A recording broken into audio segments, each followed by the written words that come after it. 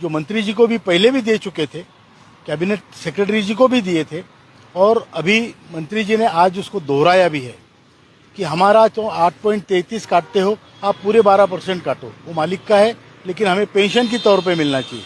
Payment में हमारे 2-4 हज़ार बढ़ जाते हैं या इसी की वजह से तो कोई उससे उसका पीएफ में बढ़ते हैं तो उसका हमें कोई असर नहीं लगता, लेकिन बुढ़ापे में हमारी पेंशन अच्छी हो इसके खातिर वो 12% आप ले सकते हैं। और जो मिनिमम सीलिंग है 15,000 की, आज मिनिस्टर साहब ने कहा, हमने 25,000 का रिकमेंडेशन किया था, वो 30 तक करने को तैयार है। तो ये दोनों चीज़ों से आने वाला जो भी इनका शॉर्टफॉल है वो पूरा हो जाएगा और हमारी पेंशन अच्छी तरीके से हमको मिल सकती है। इसके ऊपर जो लेटर हमें मिलेगा उसको हम आप तक पहुंचाएंगे, सभी हमारे दोस्तों तक, हमारे सभी पेंशन धारकों तक पहुंचेगा और जो कुछ है उसको पूरी पारदर्शिता रहेगी, इसका हम पूरी तरह से ध्यान रखेंगे।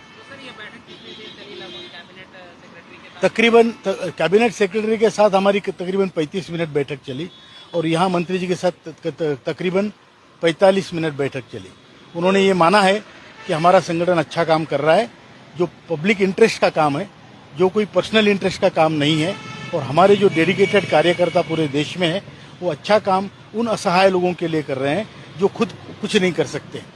तो ये उन्होंने माना है और उन्होंने ये भी माना है कि आज देश में आपका संगठन इस मामले में ईपीएस के देश का सबसे बड़ा संगठन उभर कर आया है, इसलिए मैं आपसे चर्चा कर रहा हूँ।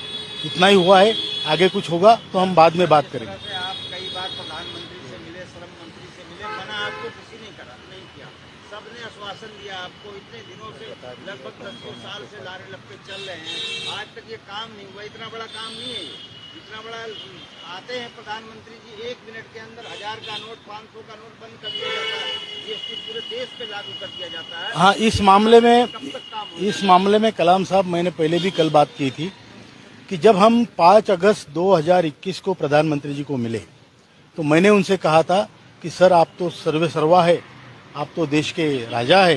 तो बोले नहीं, मैं प्रधान सेवक हूँ। मैंने बोला ठीक, प्रधान सेवक है तो आप हमारा 15 अगस्त को डिक्लेयर कर दीजिए।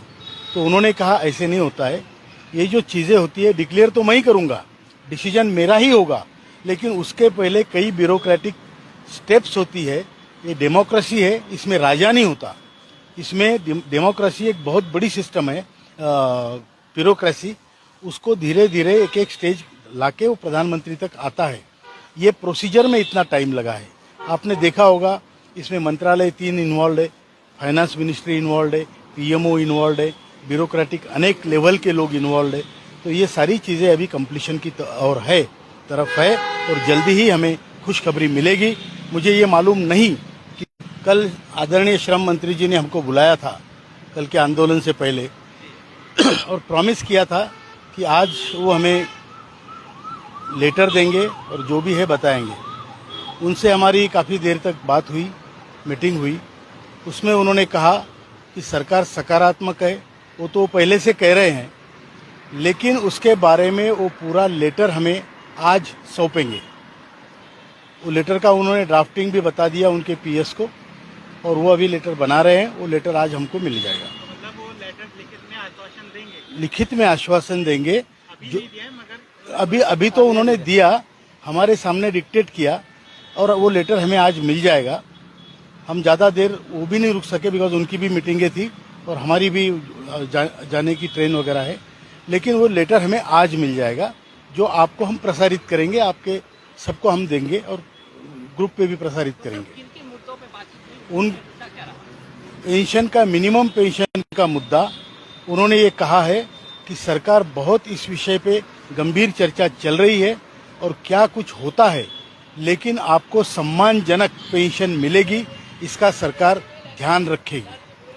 अब कब मिलेगी उन्होंने बोला इसके बारे में मैं आज कुछ नहीं बता सकता, लेकिन जल्दी मिलेगी इतना मैं बता सकता हूँ, ये उन्होंने कहा।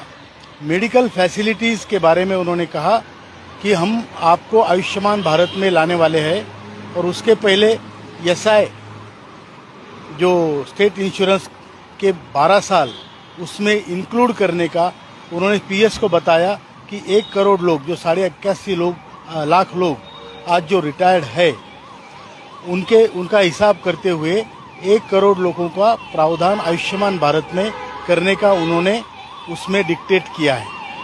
दूसरी बात, हायर पेंशन के मुद्दे में जितने मामले हैं वो जल्दी से जल्दी सुलझाने की कोशिश गवर्नमेंट करेगी और पीपीएफओ इसके मामले में टाइम बाउंड कार्यक्रम करेगा। ये 3 चीज़ें उन्होंने आज कही है।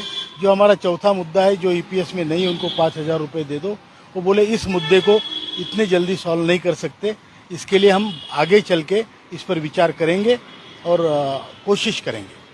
तो आज की जो मीटिंग हुई है, ये हम एक तरीके से मुझे जो समझ में आया, हमें जो समझ में आया वो ये है कि ये फाइनल मीटिंग की तरह हो गई है। अब इसके ऊपर जो हमसे चर्चा की, वो चर्चा के विषय लेटर में लिखकर वो हमें आज सौंपेंगे, ये उनका कहना है। आज नहीं तो कल सुबह हो जाएगा। लेकिन और फिर उसके पहले मैं आपको बताते हुए बड़ी खुशी होती है कि हम कैबिनेट सेक्रेटरी आदरणीय टीवी सोमनाथन जी से मिले। उनकी 1 बजे हमारी मीटिंग थी और आप जानते होंगे कि कैबिनेट सेक्रेटरी ब्यूरोक्रेसी का सबसे बड़ा अधिकारी होता है, जो पूरी ब्यूरोक्रेसी को कंट्रोल करता है। जैसे पॉलिटिकल विंग में प्रधानमंत्री बॉस होते हैं, वैसे ब्यूरोक्रेटिक विंग में कैबिनेट सेक्रेटरी होते हैं और वो प्रधानमंत्री के एडवाइज़र भी होते हैं।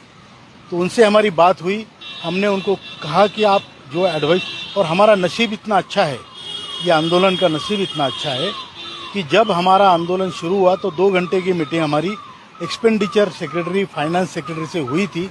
तब आदरणीय टीवी सोमनाथन ने दोनों पोस्ट होल्ड कर रहे थे, वो फाइनेंस सेक्रेटरी भी थे और एक्सपेंडिचर सेक्रेटरी भी थे। उनको विषय पूरी तरह से मालूम है।